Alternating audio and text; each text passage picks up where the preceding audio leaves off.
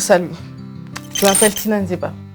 Si je suis ici aujourd'hui, c'est parce que la dépression est un sujet qui résonne en moi. Non pas comme un concept lointain, mais comme une réalité que j'ai côtoyée de près. J'ai vu ce que c'était de porter un sourire pour cacher une douleur silencieuse. Et j'ai vite compris à quel point le silence peut devenir un poids insupportable. À travers ce que je partage sur les réseaux et dans mes différents engagements, mon but est simple. Rappeler à chacun que vous n'êtes pas seul, que vous avez le droit de demander de l'aide, de pleurer et d'en parler. Mais aussi de normaliser cette discussion autour de ces sujets qui semblent tabous. Et encore plus encore, c'est de briser ce mur de solitude qui entoure tous ceux qui souffrent de cette maladie. Alors, ce soir, j'aimerais commencer cette conversation avec vous.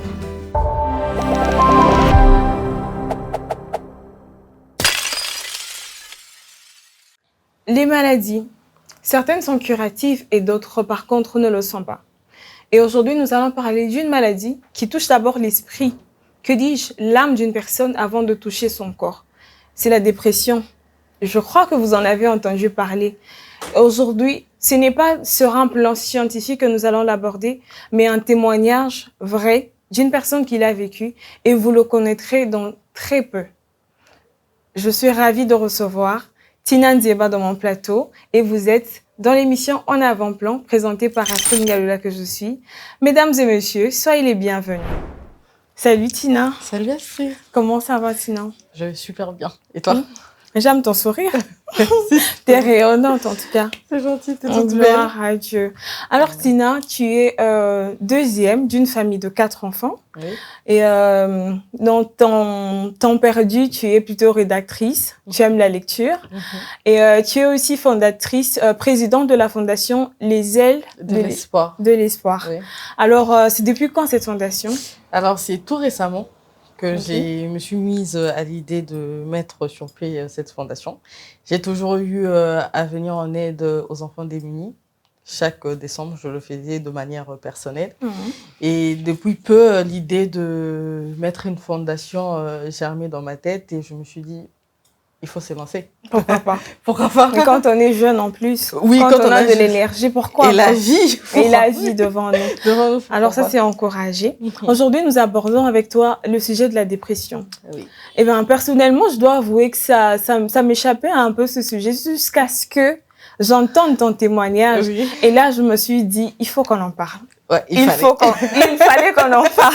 C'est très important.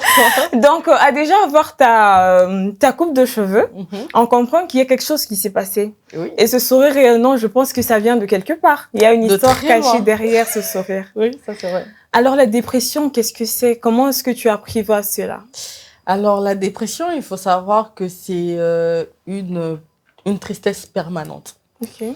C'est pas juste une petite tristesse ou un coup de mou qu'on ressent, mais c'est une tristesse permanente qu'on porte tous les jours, tout le temps.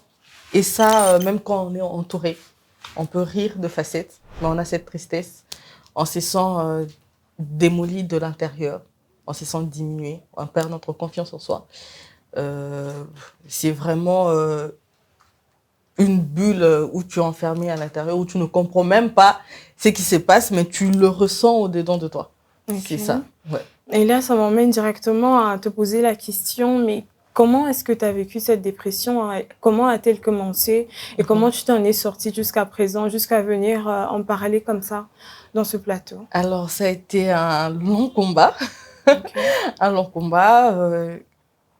Pour mettre en contexte, au début de cette année, comme tout le monde, on est entré en 2024 avec des sourires, avec plein de promesses. De projets. Plein de projets, plein d'espoir, de bonheur, d'amour, tout ce que l'on souhaite aux autres et à nous. Et il faut savoir que dès l'entrée 2024, j'ai commencé à avoir pas mal de problèmes au niveau familial et personnel. Alors, c'était fréquent. C'était tous les jours qu'il y avait un problème qui surgissait, je ne sais où. Et ce qui était drôle, c'est que dans le groupe familial WhatsApp, on avait un slogan. Chaque jour, il y avait un nouveau dossier. Wow. Et tellement qu'on en riait, on se disait que, vas-y, ça allait passer. Ça allait passer. Et précisément en début juin de cette année 2024, que je ressentais un poids en moi, mais je ne savais pas quoi. Tu vois, j'avais ce coup de tristesse, mais étant donné que, voilà, je passais par autre chose, je riais, j'étais en compagnie de ma famille, de mes amis, je sortais, je revenais. Mais comme j'aime bien le dire, notre oreiller est le seul à témoigner si nous sommes heureux ou pas. Et c'était à chaque fois que j'entrais dans la chambre que j'essayais de dormir, je n'avais pas de sommeil. Je pouvais scroller durant des heures, et me rendre compte qu'il est déjà 4 heures, 5 heures du matin, Wow. voire 7 heures. Tu entends les gens sortir, toi, tu n'as pas dormi, en fait. Et c'était comme ça, mais je n'acceptais pas du tout que j'avais une dépression. Pour moi, je me disais, je suis peut-être triste vu tout ce qui se passe, ça va passer. Et en ce temps-là, je priais toujours. J'étais toujours là en train de prier. Je faisais mes petites prières du soir, du matin. Enfin, matin, quand je vois le soleil s'élever, je me dis, bon, il faut quand même prier et tout. Rends grâce à Dieu. Voilà, on rend grâce à Dieu. Mais je me disais, ça va passer. Mais juin, juillet, et ça continue. Et ce qui a été alarmant chez moi, ça a été ma perte de cheveux. Et j'ai commencé à perdre de cheveux et là, je me suis dit, oh, il y a un problème. Il y a un problème. Et quand je commençais à perdre de cheveux... Donc là, on est déjà en juillet. Là, on est déjà fin juillet même. Il s'est déjà passé pratiquement 2 mois que j'étais dans ça, sans comprendre exactement ce que je vivais. Parce que entre le temps, je me disais que ça allait passer, que c'était juste des petits problèmes, il suffit qu'on puisse le régler, que voilà, tout ira bien. Mais lorsque juillet fini et que j'ai commencé à perdre mes cheveux, c'est là où j'ai compris qu'il y a quelque chose qui n'allait vraiment pas. Mais jusque-là, tu n'avais pas donné de nom à cette chose qui Non, je n'avais pas donné de nom. Pour moi, je me disais, c'est peut-être un coup de la vie, t'es juste triste, en colère aussi, parce que oui, j'ai passé par des moments de colère, mais ça va. Ça va tant que je sortais, ça allait, parce que jusqu'au fin juin, je continuais à sortir. Mais dès que, fin juin, oui, jusqu'à fin juin, je continuais à sortir. Mi-juillet, c'est là que j'ai commencé à me renfermer et je ne sortais plus. Je voulais même pas sortir, même pas arriver au salon, notre véranda. Et pendant ce temps, tu savais pourquoi tu avais perdu cet intérêt je savais que j'étais triste, vraiment profondément triste et en colère. Mais j'ai déjà vécu la dépression étant plus jeune. Là, c'était différent, tu vois. La dépression que j'avais vécue étant plus jeune, je savais que j'étais en pleine dépression, je savais que j'avais cette tristesse. C'était à quel âge? Entre mes 18 ans jusqu'à mes 19-20. Donc, c'était quand même long. Presque une année, oui. C'était quand même long. Je savais que j'avais un vide en moi, parce que je le ressentais. J'avais un vide en moi. Il n'y avait rien qui faisait émoi en moi, tu vois. Donc là, je savais. Mais cette fois-ci, c'était différent parce que j'ai ressenti de la tristesse et de la colère. Je me disais, Seigneur, je sais que je suis en colère, je suis triste face à tout ce qui se passe. Calme-moi, tu vois. Je me disais que ça allait passer parce que je suis entrée en 2024 avec plein d'espoir. Et je me disais que ça allait passer tant que j'étais entourée, tant que je pouvais passer une soirée devant la télé avec ma famille, ça allait passer. Mais lorsque je commençais à perdre mes cheveux, je me suis dit, finalement, je faisais semblant. Moi-même, je me mentais. Je me mentais que ça allait passer. Alors qu'intérieurement, non, ça allait pas. Et, et donc, mi-juillet, je commençais à me renfermer. Okay. J'ai commencé à me renfermer. J'étais complètement fermée. Mon téléphone était off. Tu as coupé tout le contact avec le contact. J'étais juste sur mon lit. Juste sur mon lit. En fait, il arriva un moment où, même quand Dieu te fait grâce de te réveiller, ça te dit rien. T'as pas envie.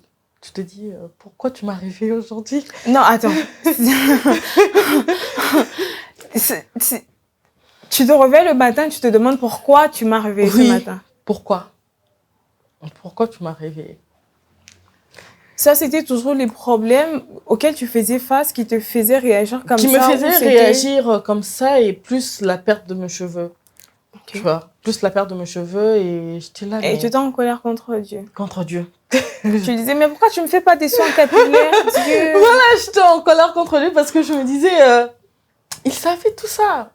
Mais tu laisses ça arriver. Toutes les promesses que j'ai eues durant fin décembre à l'église, tout ce que j'ai eu, toutes ces prophéties, tout ça, pourquoi maintenant?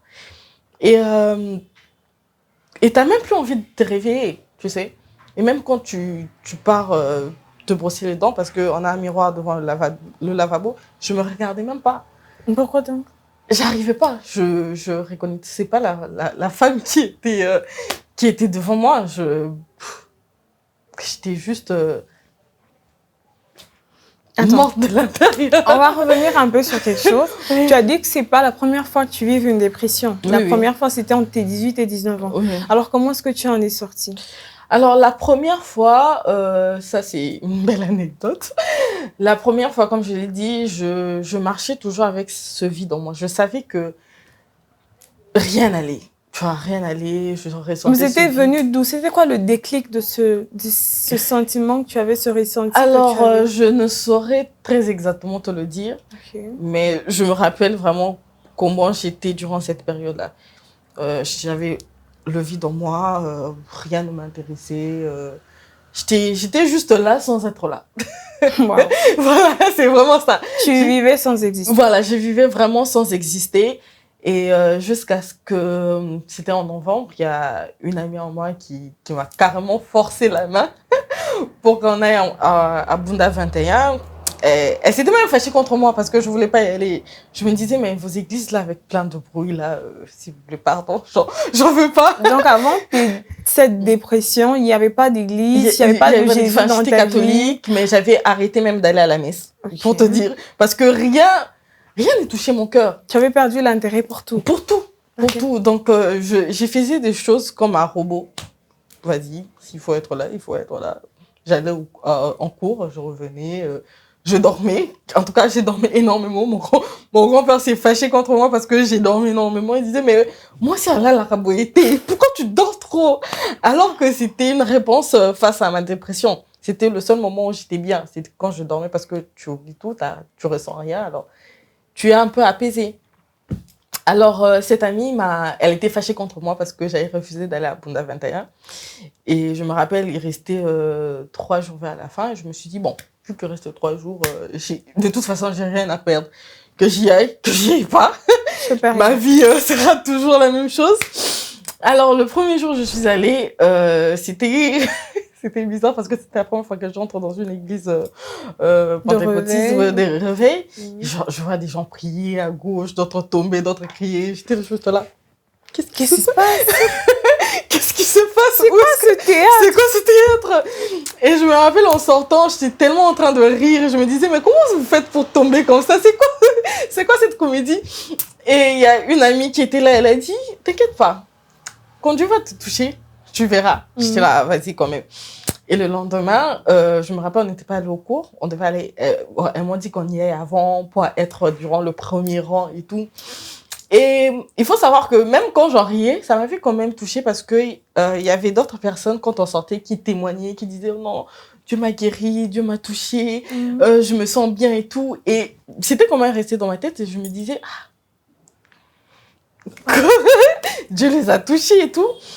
Et le lendemain, bizarrement, quand nous sommes arrivés, on est arrivés à temps. Donc, on est assises durant le premier banc. Et premier banc. Je me suis dit, tu sais quoi, t'as rien à perdre. Alors, j'ai fait cette prière. J'ai dit, Dieu, parce que je savais pas comment... Je n'avais pas une vie de prière. Voilà, je savais pas parce qu'en catholique, on est habitué par le chapelet, le Notre Père et tout. Et là, j'étais là... j'ai profité, comme mes amis s'étaient déplacés pour acheter des bouteilles d'eau, parce que j'avais quand même un peu honte, je sais pas pourquoi. Et j'ai cligné ma tête et j'ai dit, Dieu, tu m'as créé, tu me connais. Alors, me voici ici dans ta présence. Touche-moi, parle-moi. Si tu me touches pas, sache que ça sera la dernière fois que je prierai ou que j'entrerai dans une église. C'était ça ma prière. Quelle prière audacieuse. Voilà, c'était juste ça ma prière. Et c'est fini. Et je me rappelle, le pasteur Mehdi est monté après avoir donné le communiqué et directement il a lancé la prière. Et qu'est-ce qui s'est passé? je sais pas. Il m'a touché. En fait, j'ai senti l'amour. Et c'était... Oh, tu en as même les larmes. Ah. C'est juste merveilleux. En tout cas. Ouais, c'est la première fois que j'en parle comme ça. Okay. Donc, j'ai sorti... Attends, prends ton souffle, respire. Reprends-toi un peu, s'il te plaît. Reprends-toi un peu. Allons-y, mollo. Ouais, mollo. Donc, quand le pasteur Mehdi a commencé à prier, enfin, tout le monde s'est mis en position de prière et tout. Et moi, j'étais juste assise comme ça. Et là, c'est comme si on m'a touchée à l'épaule pour me caresser, tu vois, un petit caresse. Et j'étais là, genre, tu vois, tu ressens l'amour. Vraiment, c'est comme si il y avait une personne qui te dit « je t'aime ». Vraiment, un « je t'aime » sincère. Tu sens que ton cœur bat de nouveau. Okay. Et c'était juste merveilleux. C'était... Respire un peu. Respire un peu parce que j'ai l'impression que la sensation de cette fois-là est oui, en train ça de revient. Oui, je me rappelle exactement ce que j'ai ressenti ce jour-là. C'était incroyable. Vraiment. Eh bien, Dieu a exaucé à cette prière audacieuse. Oui, Dieu existe. Enfin, Dieu exauce vraiment les prières audacieuses et sincères. Ça, je l'ai compris. Quand tu viens à Dieu, tu dis, Seigneur, je veux que tu le fasses. C'est ça que je te demande. Juste ça. T'as pas besoin de parler, dire 1000 mots. T'as juste besoin d'être sincère et lui dire. Et surtout dans la prière, ce qui compte, c'est pas les mots, mais ce qu'il y a. C'est ton cœur. Exactement, c'est ton cœur. Parce que ça servirait à rien de parler des choses qui ne viennent pas de ton cœur. De ton cœur. C'est que tu t'imagines dans ta tête. Et donc, voilà, j'étais touchée par l'esprit. Vous savez comment ça se passe. Et je sentais cet amour. Vraiment, c'était incroyable. Et je me rappelle, c'était quand j'ai repris connaissance, on va dire comme ça. J'ai rigolé. J'ai vraiment, en fait, pas rigolé pour dire je me moque, mais rigoler de manière sincère, genre tu ris de nouveau. Et je me rappelle quand je suis sortie, j'étais en train de rire, j'étais en train de parler. Et c'était là, mais tu refusais de venir. J'ai dit non, t'inquiète pas, demain, moi je serai là la première. Je prends la place, la première. J'étais vraiment, je venais de vivre en fait. Et voilà. Et c'est là où a commencé mon histoire avec Dieu. Et d'où je suis sortie de ma première dépression. Donc, en gros, ce qu'on doit retenir de ta première dépression, c'est que pendant pratiquement une année, tu es dans le noir. Dans le vide. Dans le vide. Oui. Et ce vide-là a été comblé ce jour-là. Oui. Par l'amour de Christ. Par l'amour de Christ, oui. Et donc, l'un des remèdes, bon, je peux dire le remède, ton remède à toi pour cette première phase de ta dépression, c'était l'amour de Jésus. Je dirais pas ça, mais je dirais que Dieu a voulu que je le rencontre de cette manière. Okay. Je pense que c'était comme ça qu'il voulait que je le rencontre. Il voulait que je ressente son amour. Moi, j'aime toujours dire que je rencontrais le Christ comme mon père parce que j'avais besoin de ce câlin, de ce câlin, de ce caresse sur l'épaule. Je le ressens même en ce moment, c'était vraiment ça. Moi, je dis toujours, ma première dépression, c'était ce qu'il voulait. Il voulait que je le rencontre de cette manière. Il voulait que je fasse connaissance avec lui de cette manière, que je fasse cette prière audacieuse. Et je me rappelle, quand je suis rentrée à la mission, c'était la première fois que je prie. Que je me mette à genoux pour prier. Gloire à Dieu. Et c'était la toute première fois. Genre, moi, on m'a pas dit, il faut prier, il faut faire comme ça. Non, tout s'est fait naturellement. Et dans notre groupe, j'étais la première personne à parler en langue. Wow. Donc, tout s'est encheminé de manière spectaculaire. Donc, même les personnes qui t'ont conduit à Christ. Qui m'ont conduit à Christ. Tu les as dévancées. Voilà, ne parlez pas en langue. J'étais la toute première fois. Et donc, moi, je dis toujours la première fois que la première dépression, c'était sa volonté de Dieu. C'était sa volonté, oui. Pour faire connaissance. Oui, c'est ça qu'il voulait entrer dans ma vie de cette manière-là. Donc, c'est un peu ça. Donc, rebondissons maintenant à la deuxième fois où cette dépression est revenue. Oui. Alors, au début, tu as expliqué que les problèmes familiaux et personnels t'ont touché au point que tu es retombée dans la dépression. Oui. Alors, je suis curieuse de savoir, tu es dans une famille de 4 filles, je l'ai dit au début, mais comment est-ce que tu as été vraiment la seule à être touchée profondément par tous les problèmes familiaux qui étaient autour de vous?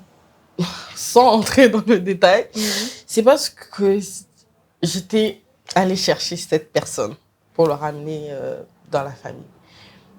Comme je l'ai dit, on vivait, je l'ai dit, on vivait chez nos grands-parents, donc mes parents sont séparés. Et on a grandi chez nos grands-parents. Et du coup, quand tu es une fille, tu as souvent ce manque de figure partenaire. C'est vrai que j'avais un grand-père, mais c'est pas ton père. Tu vois, tu seras toujours en recherche de cette figure. Et comme je l'ai dit, je rencontrais les seigneurs et tout. Et dans une démarche complètement chrétienne, je voulais reprendre contact avec lui. Voilà. Bon, on va pas rentrer là dedans.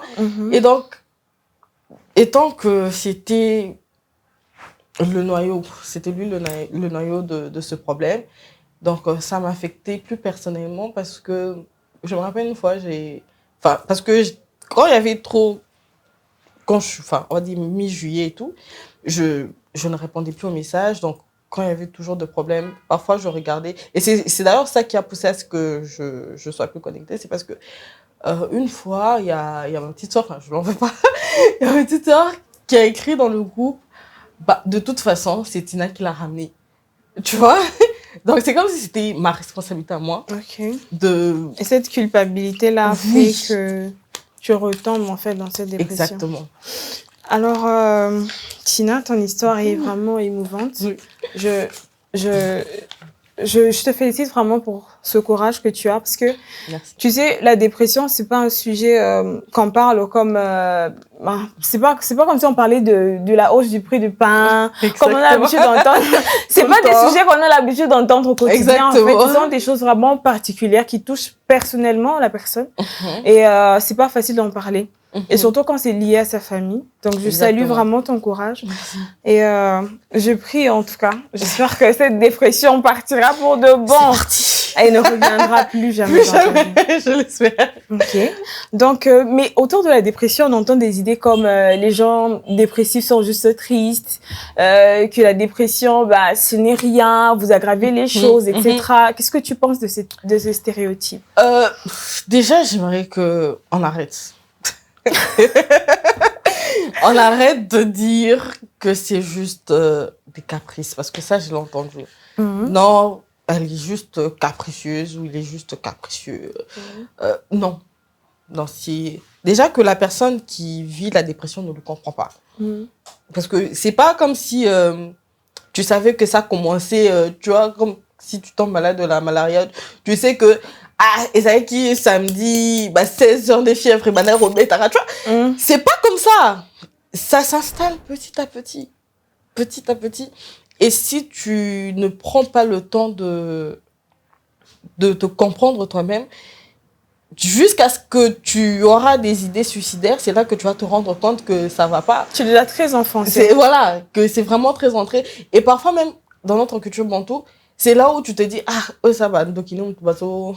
Quand t'es et tout. Surtout quand ça t'arrive en décembre, en fin d'année. Mais tu te dis, là, vraiment, ça c'est ça, les sorciers de la famille veulent me bouffer.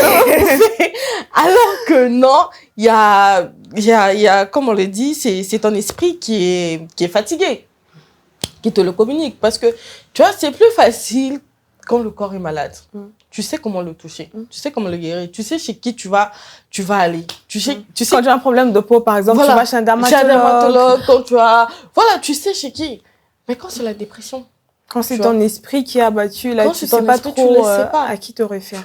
Si je suis malade, si peut-être j'ai la grippe, j'aurais pu t'écrire, j'ai dit, ah, Astrid, désolée, aujourd'hui, on ne peut pas tourner parce que j'ai la grippe. J'ai la grippe, et tu allais me dire, ah oui. Prends un docteur Code, par exemple. Et tout, va chez le médecin quand t'es pique et tout. Mais si je t'écrivais, je te disais, tu sais, Astrid, je me sens mal mentalement. Tu allais me dire, mais Tina, vas-y, fais un effort. Ça ira, dès qu'on va commencer à tourner, ça va passer, c'est juste le stress. Alors que non. C'est un vrai problème qui se passe à l'intérieur. Mais c'est juste parce que moi-même, je ne sais pas. Donc, comment je vais t'expliquer ce que j'ai? Mais bon, bien que tu ne sais pas trop ce qui se passe à l'intérieur, mais quels sont les symptômes qui t'ont fait croire ou par lesquels tu as vu que tu étais vraiment en dépression? Alors, comme je l'ai dit, c'est une tristesse permanente. C'est permanent. Genre, tu peux même être là en train de rire avec tes amis ou en train de regarder la télé et tout d'un coup, tu te sens... Genre... Comme si tu étais passé de la couleur en noir et blanc. En noir et blanc, oui. C'est comme si tu as juste envie de t'enfermer. Genre, j'ai pas envie d'être là. J'ai envie de m'enfermer. Tu es tout le temps triste. Tu te sens plus... Tu vois, quand tu sors, tu t'habilles, tu te trouves belle et tout. Mais là... Plus rien. Plus rien. T'as même pas envie de te voir. Plus aucun intérêt. Ouais, t'as même pas envie de t'entendre. Tu te sens diminué. Tu te sens... Tu perds l'estime de soi. Tu perds l'estime de soi. Tu perds tout. Tu perds tout. T'es juste dans une tristesse là profonde et tu sens ce poids sur tes épaules et voilà. Ok. Oui. Et moi, malheureusement... Donc, c'est quand même dur à vivre. Très dur. Que tu l'expliques comme ça. Oui, c'est très dur. C'est très dur à vivre parce que le problème, c'est que là, les autres ne le voient pas, ne le sentent même pas. Ils te voient juste passer, tu vas être là, assis, ah salut, ça va, comment tu vas, comment, embouteillage, Micolo et tout. Vous discutez, mais ce qui se passe au-dedans de toi, les gens ne le voient pas. Il faut vraiment que tu aies des personnes attentives pour se dire, ah, il y a quelque chose qui ne va pas avec Astrid aujourd'hui. Elle ne sourit pas comme elle sourit d'habitude. Elle ne parle pas comme elle parle d'habitude. Bien que tu essaies de toujours te comporter comme avant, mais ça ne sera jamais la même chose parce que ça ne sera pas naturel vu que tu vas le forcer. Okay. Donc, c'est un peu ça. Donc, si je présente, par exemple, pendant une certaine période, une tristesse profonde, est-ce que je peux directement me diagnostiquer dépressive? Ça doit être durant au moins 2 semaines successives. Genre, c'est pas que aujourd'hui, tu as souri, que tu as pu sortir et tout. Non, ça doit être successif, tous les jours. Quand tous les jours, tu te réveilles avec cette tristesse permanente, là, ça doit t'alarmer et tu dois te dire, je dois faire quelque chose. Ok. Et donc, tout ça, étant chrétienne, tu as vécu la dépression pour la première fois, tu en es sortie grâce à la mort de Christ. Et la deuxième fois, quand c'est revenu, quelle a été la place de Jésus dans cette histoire, de ta croyance envers lui dans cette histoire? Alors, la deuxième fois, j'étais en colère contre lui. Oui. Comme je l'ai dit, moi, je prends Christ comme mon père. Alors, j'étais en colère. J'étais là, pourquoi tu fais ça? Pourquoi tu fais ça? Parce que tu savais ce que j'ai vécu avec la dépression pour la première fois. Je ne l'ai pas dit, mais pour la première fois. Avant que je ressente ces vides, je suis passée par pas mal d'addictions, genre l'alcool, voilà. Mais cette fois-ci, tu connais le Christ. Tu l'as aimé, tu l'as embrassé. Donc, tu peux pas t'hasarder dans une addiction quelconque, tu vois. Comme l'alcool, autrefois. Voilà. Et j'étais là, je me disais, mais pourquoi? Et tout ce que tu m'as dit durant le début de cette année, qu'est-ce que tu en fais? Voilà. Qu'est-ce que tu en fais? Pourquoi? En fait, c'était le pourquoi. Pourquoi tu fais ça? Et à ce niveau-là, je pense que c'était important pour toi d'avoir des réponses à tes questions. Exactement, mais malheureusement. Et c'est ça aussi, pas. Malheureusement, et tu le reçois pas et j'ai prié plus. voilà, de toute façon, rien n'allait. Donc, tu avais trouvé un bouc émissaire à tes problèmes et puis tu t'es dit, bon, comme c'est toi la source de mes problèmes, je veux plus de toi. Je veux plus de toi. Je te mets dans un placard. Voilà, vas-y, je suis fâchée contre toi, alors laisse-moi tranquille. C'était vraiment ça. Wow. Et ça continuait comme ça. Et voilà, tout le jour, j'ai perdu mes cheveux. Et c'était permanent jusqu'à ce que... jusqu'à ce que... Enfin, c'était pareil, hein, je me réveille. D'ailleurs, même, voilà. Je quittais pratiquement pas ma chambre. C'était devenu mon cocon. Et entre-temps, tu as arrêté toutes tes activités. Toutes, ouais, tout. Voilà, tout était arrêté. Donc, ta vie était devenue un tout peu... était arrêté. Ta routine, c'était dormir. J'avais complètement manger. disparu. Voilà. Et une fois, j'étais là en train de scroller, comme d'habitude. Enfin, j'étais sûrement là en train de scroller. Et tu Donc sais... là, tu as changé d'addiction. Tu as quitté Oui, de l'alcool j'ai quitté. et c'était les réseaux sociaux. C'était le réseau ton social, addiction. c'était TikTok. Et tu sais, à un moment, ça, je le remarqué dans ma période de dépression, c'est que à un moment, lorsque tu scrolles tellement longtemps, TikTok commence à te proposer des vidéos que tu as déjà vues. Que tu as déjà vues, en fait. Et j'étais là, genre, mais ça, j'ai déjà vu, c'est quoi ça? Et puis après, j'ai éteint mon téléphone et je me rappelle bien, j'avais placé mon ordinateur sur la table de chevet. J'avais même mis un film que je regardais même pas. Du coup, je suis restée là allongée. Et là, c'est comme s'il y a une personne qui me soufflait dans l'oreille qui me dit, tu sais, je suis venue pour guérir ceux qui ont le cœur brisé. Amen. Et là, je suis C'était suffisant pour toi. C'était suffisant. C'était suffisant. Je me suis mise à pleurer. Et c'est comme si j'avais envie de le dire, mais tu étais où depuis tout ce temps?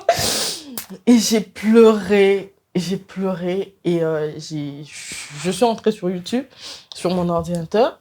Et la première suggestion, c'était Jonathan Gambala, sa chanson, enfin, son moment d'adoration à ICC. Et j'ai juste cliqué, genre, j'ai même pas lu qu'est-ce que c'était. Et la première chanson, c'était « Tu sais satisfaire celui qui te cherche ». Et tu étais partie de là. voilà. Et j'ai pleuré. Et je me rappelle, il était déjà presque 3h, 4h. Et j'ai prié jusqu'à 6h. Et c'était la première fois que t'as vraiment envie de dormir.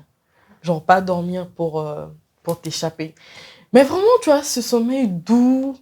C'était une renaissance. Voilà. Et je me suis endormie. Et vers 11h, j'avais envie de sortir. Voilà. Je suis allée prendre ma douche. Je me suis apprêtée. Quand tu étais devant le miroir, c'était quoi l'effet? En fait, quand je suis devant le miroir, c'était mon sourire que je voyais. Voilà. Wow, c'est merveilleux sourire. Voilà. C'est un cadeau de Dieu. Voilà, c'est ça. C'est que j'ai souri, genre je brossais. Et là, j'étais en train de sourire bizarrement. Je me suis dit, mais pourquoi je suis en train de sourire? Et du coup, et je me suis apprêtée. Et je me rappelle, il y avait notre chauffeur qui était là au salon. Il fait, ah, tu sors aujourd'hui? Ozobi malelo? Oui, Nazobi. Ozobi naïbité. Non, bima. Et donc, je suis sortie, je suis allée en ville. Il y avait des embouteillages, mais j'ai aimé les embouteillages ce jour-là. J'ai vraiment aimé les embouteillages. J'ai fait le tour. J'ai pris une glace. J'étais même avec ma petite sœur. J'ai déposé à la fac.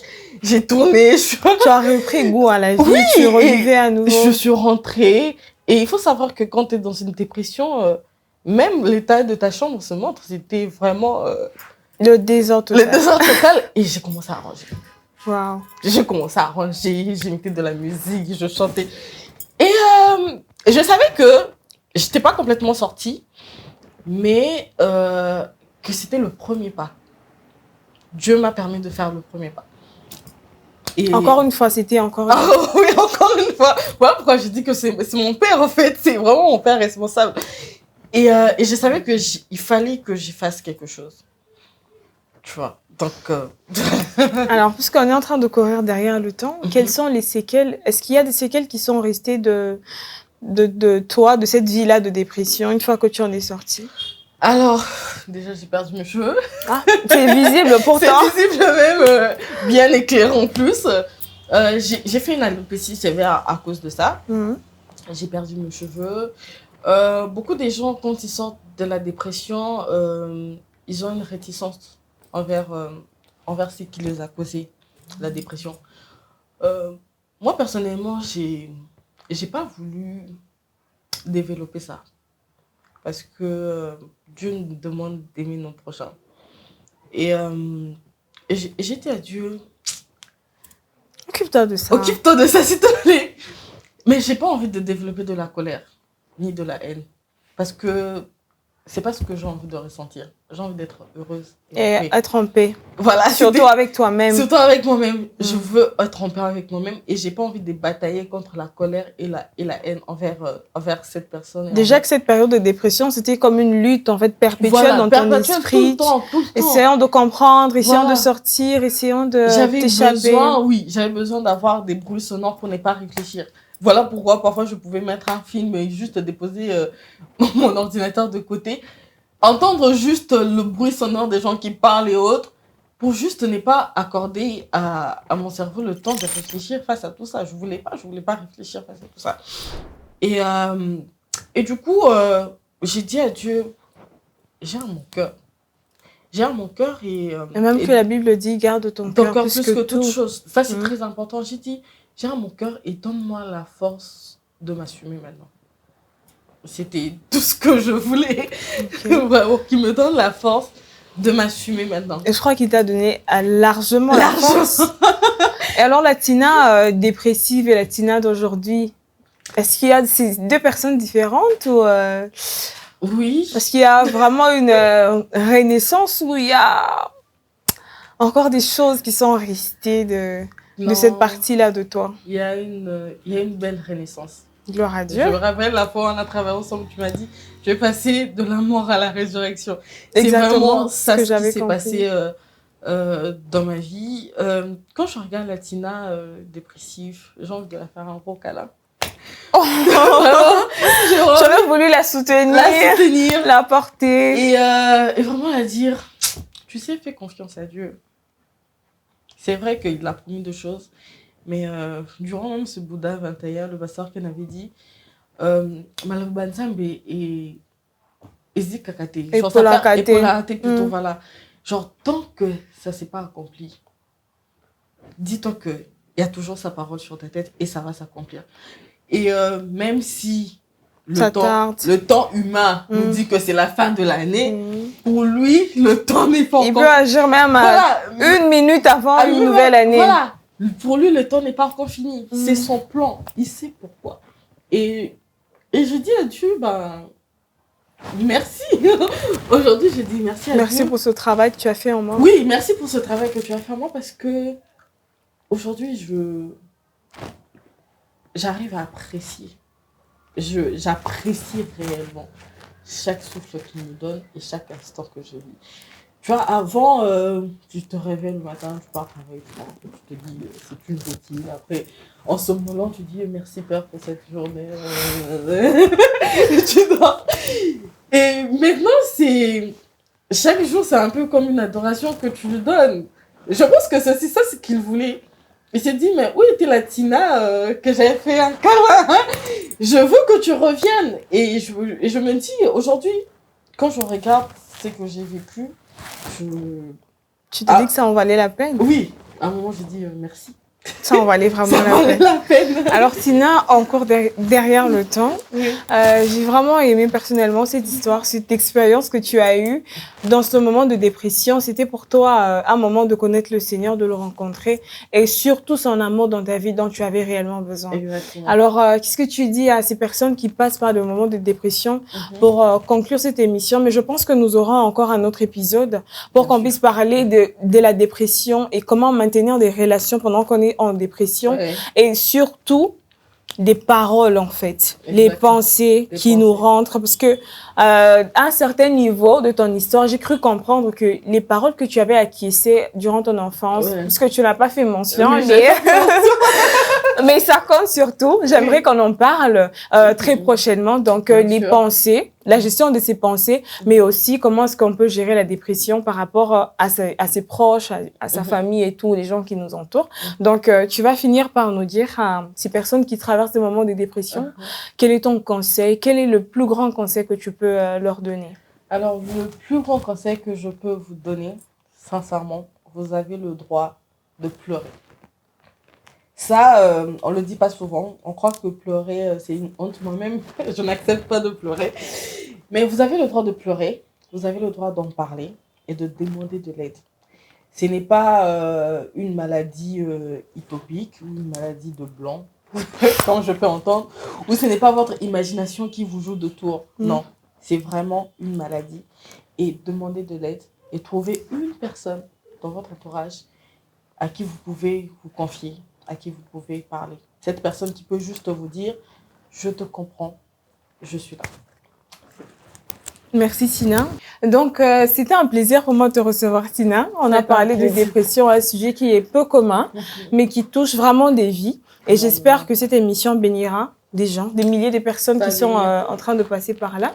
Mais surtout, très prochainement, je pense que nous allons revenir pour parler de comment gérer sa relation avec les autres quand on est en période de dépression, mais surtout comment gérer ses pensées.